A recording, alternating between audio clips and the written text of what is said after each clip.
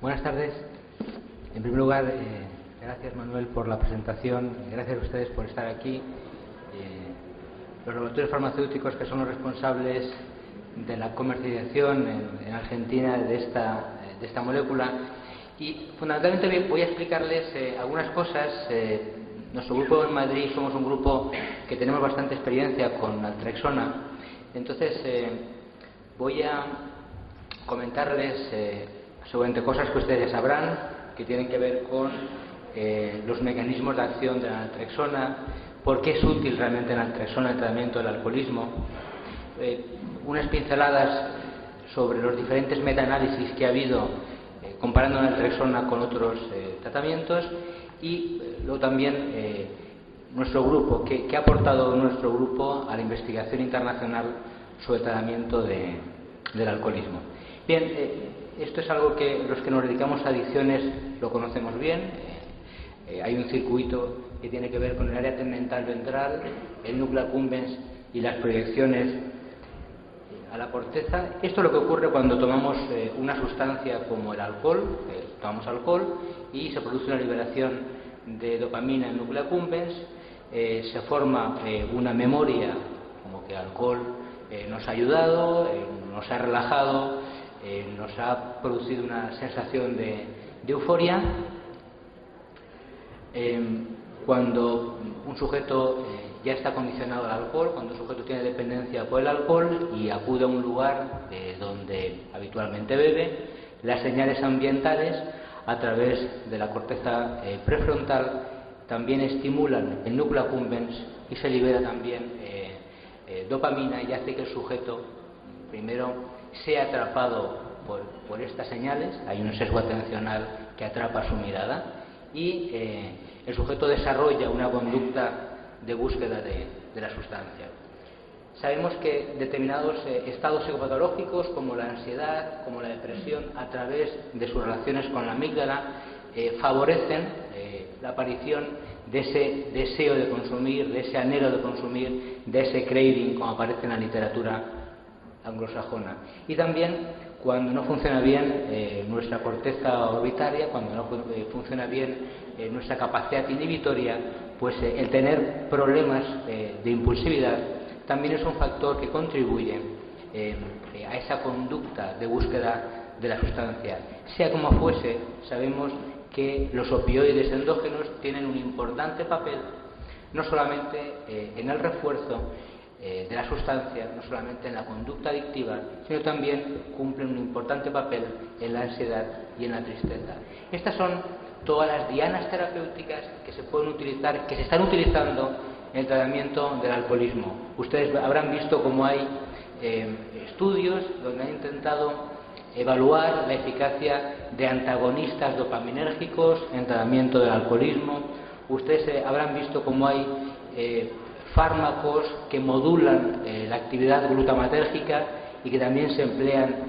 en el alcoholismo, fármacos que tienen que ver también con la modulación GABAérgica, serotoninérgica y, digamos, el más tradicional de todos, el más clásico, sería naltrexona, que bloquea la acción de los opioides endógenos. Bien, resumiendo, si ustedes hacen un repaso de cuáles son los diferentes estudios que en este momento hay para evaluar la eficacia de los tratamientos farmacológicos del alcohol, ustedes fundamentalmente encontrarán paradigmas donde lo que se estudia es el priming, es decir, esa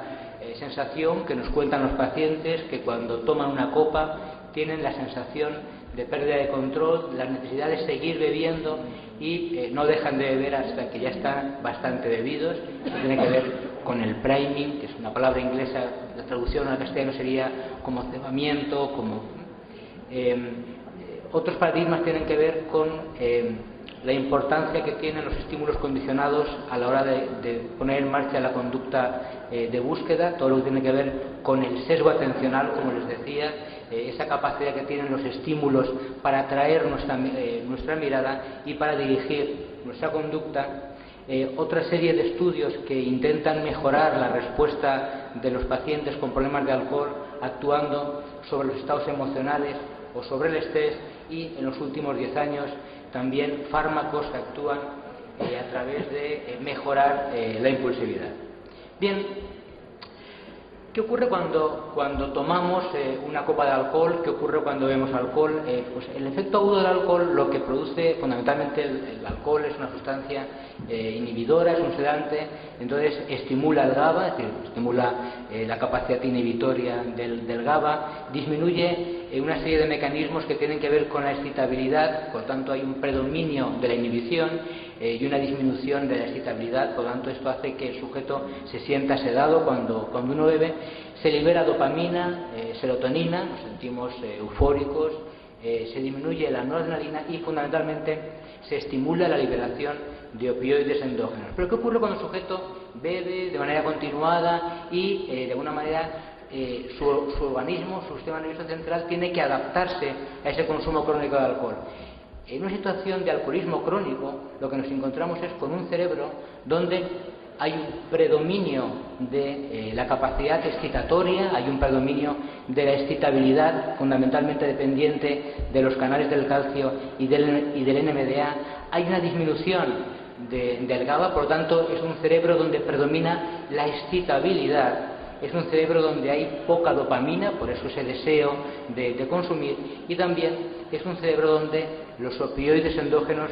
están disminuidos. Bien, ¿cómo actuaría una sustancia como la naltrexona? Bien, lo que les decía es que bebemos alcohol, el alcohol produce una elevación de los opioides endógenos que llegan al núcleo accumbens, actúan en los receptores, lo estimulan, producen liberación de dopamina y eso ocasionaría ese anhelo, ese deseo, ese craving. Bien, lo que haría la naltrexona es fundamentalmente bloquear la acción, es decir, la naltrexona ocupa los receptores opioidérgicos, por lo tanto bebemos alcohol, se liberan opioides endógenos, pero no hacen su acción. Y al no hacer su acción, ese sería uno de los mecanismos responsables de que el sujeto o bebiese menos o pudiese controlar ese consumo de alcohol. Y esto se puede ver, este es el flujo cerebral de un paciente dependiente por el alcohol desintoxicado, que cuando le damos naltrexona vemos como el flujo en áreas donde hay cantidades importantes de receptores opioidérgicos está disminuido. Por tanto, parte de la eficacia de la naltrexona en el tratamiento del alcoholismo tiene que ver con ese bloqueo de los receptores opioides. Bien, estos son